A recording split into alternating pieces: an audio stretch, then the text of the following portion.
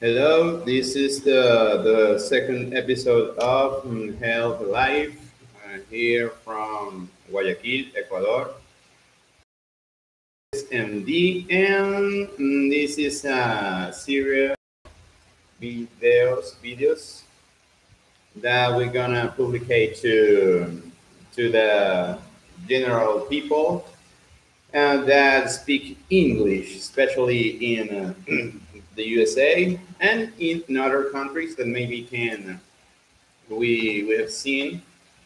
We don't know about that countries any other place that can hear these videos. Yes, this is we are public.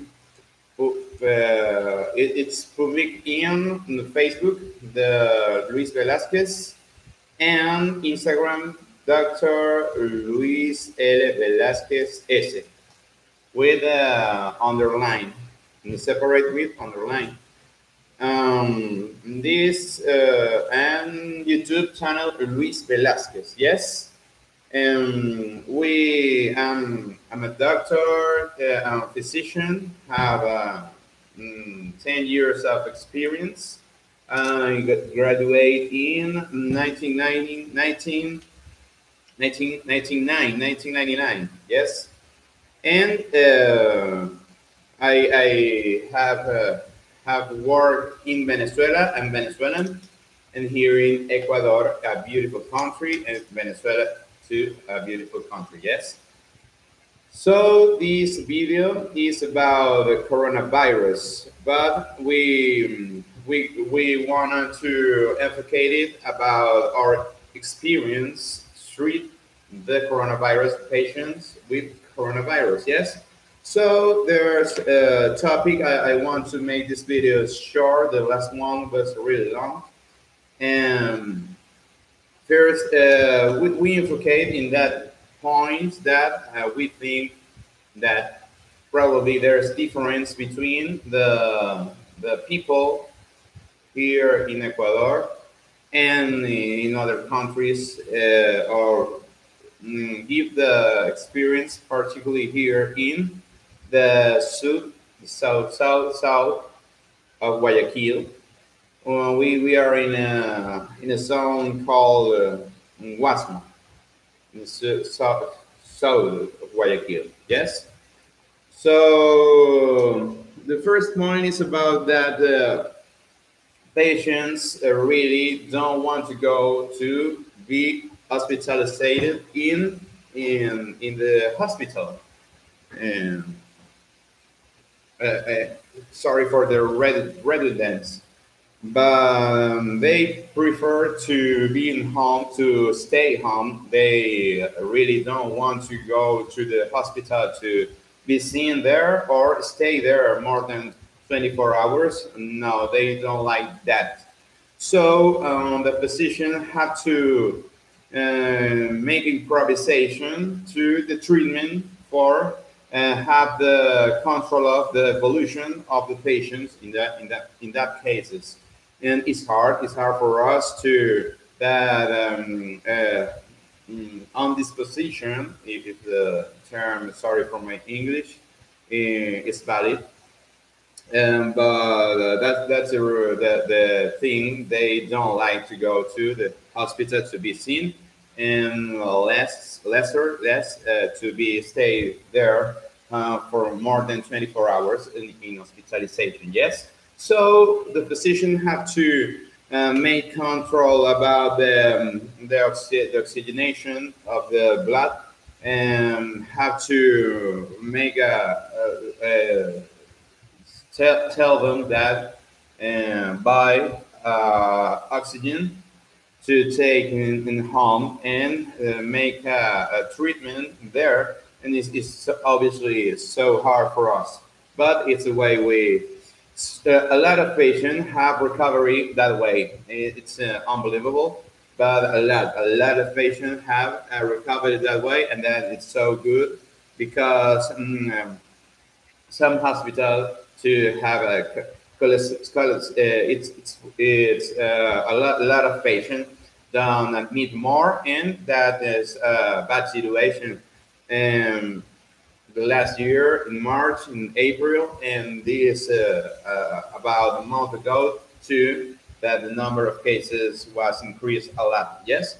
The second topic is the we have seen a lot of error or mistakes. I don't know the correct term there, in the blood test and the PCR too. And there are a lot of patients that don't have symptoms but have a positive PCR a lot, and that range of error or mistake in the proofs, but the histopath, the PCR, the antigen, and the blood test, the serology, a lot of mistakes. Yes, and that it's important. I think that something that having all the countries is my little appreciation of that situation. Yes. We have used the ivermectin and we have seen good results. Probably in the future will be obviously more. Say hello to Mano Hospital SA. Saludos porque es de acá, habla en español. Saludos para Mano Hospital SA. ¿Sí? Ivermectin, we have seen good results. Probably in the future will be more studies that will prove that the treatment in the coronavirus, but we are indicating that, yes. And prednisone in that cases of pneumonia. I think pneumonia. Sorry, pneumonia is the same way. So we using prednisone and 16 milligrams to start, and after that we have decreased the dose progressively. Sorry, a second here. Sorry for my English. I have a lot of years that I don't speak English for any serious thing, and now we are projecting these videos, and I have to perfectionate it too much. So, sorry, yes, pneumonia. Yes. Mano Hospital, saluda a Mano Hospital de nuevo in Instagram.